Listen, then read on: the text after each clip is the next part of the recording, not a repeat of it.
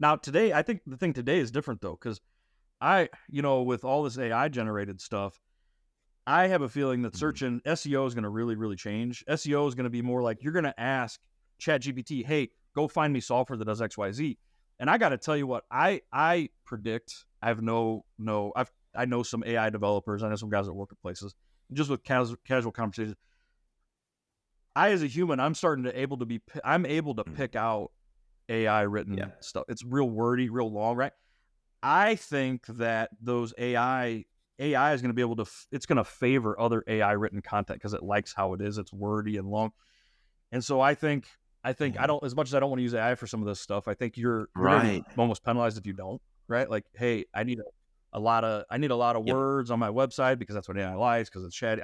There's going to be definitely some black magic here where we're going to totally redo SEO for the ChatGPT overlords and gods of the new world. So that's gonna be interesting. I don't know how we deal with that yet. That is a spicy take, because I've spoken to some people, and what they were saying is that because of how easy it is to generate so much content with AI now, the Google doesn't want to see everything kind of flooded with AI, so it's putting more emphasis on human generated stuff. So if you've got stuff on Reddit, that does really well. Stuff on Quora does really well. Like, it's giving more emphasis to that. However, that's a really interesting point I don't think I've heard anyone make before.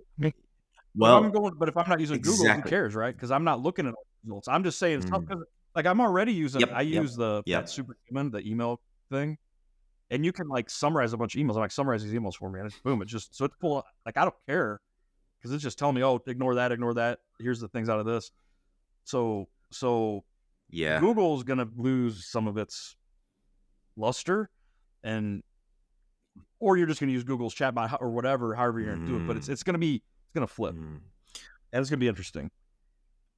So I think what I would have done is, I don't know, what I would do right now is I'd really pay attention to where AI is going. I definitely I was listening to a thing from the guy Sam that Altman. Yeah. He had a thing, and he was like, all these people they're just kind of making plugins and stuff, and he's like, with all due respect, but we're gonna totally crush all of them here with 4.5 or 5. Or he's like, so we're just gonna constantly, there's gonna be all these businesses that spring up, and then all these businesses we kill with every release. I'd try to stay out of that wake. I would try to steer clear of that. I would pick a niche, and I would own that niche, something that they don't care about, and I would just really try to get as tall of garden walls as I could immediately, right? That's, you're gonna have to go really, really, really, really narrow. I mean, you do hear these stories. It's a lot of kids. They come out with something that is basically just a thin wrapper over the top of ChatGPT, and they sell it, and they make a pile of money for a little while. But yeah, it's cool. It's fun, totally fun. But long term, you're not gonna do that long term. I'm back at Parachute. This is my 12th or 13th year. You're not gonna get an AI startup that's gonna do. No, there's an expiry date on it, because you're building a feature. It's just that. Yeah. But if you go knowing that, hey, if you want 2 years, you want to make a couple million 2 years, hey, do it. It'd be great. I mean, good on your resume. But as soon as you start doing that, man, you better get a backup plan real quick. Absolutely. Have you got any other, maybe not unpopular, but just any opinions about building a SaaS business that maybe go a bit counter to the mainstream view? Well, so what's interesting is, like I said, I built VehicHaul as a lifestyle business. My intention was, I was talking to some of the other guys, these carriers that I was talking to, they've been using software for 25 years. So I was like, if I get these guys, if I get them to hook, I will literally be able to get this going, and I'll just be on the beach. They'll be using my software. I won't have to do shit. It'll be awesome, right? And I'll just have customers for 20 years. And I was right. I still have customers from the jump. We very few people churn. But I have other buddies that started at the same time, and they went VC startup route. We got money. We're gonna burn this thing, and we're gonna go.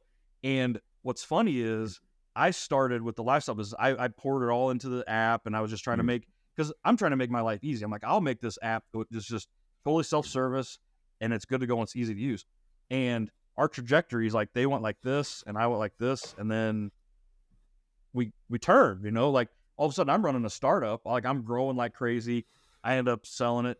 They're still just, making a few $100,000. I Yeah. mean, they basically run a lifestyle business, and they're great lifestyle businesses, but they will tell you they run a startup every day. And I'm like, bro, that's not a startup anymore. You were 12 years in. Your revenue is like plus 3% every year. Like, it is just, that's just a lifestyle business. I'm like, lean into it.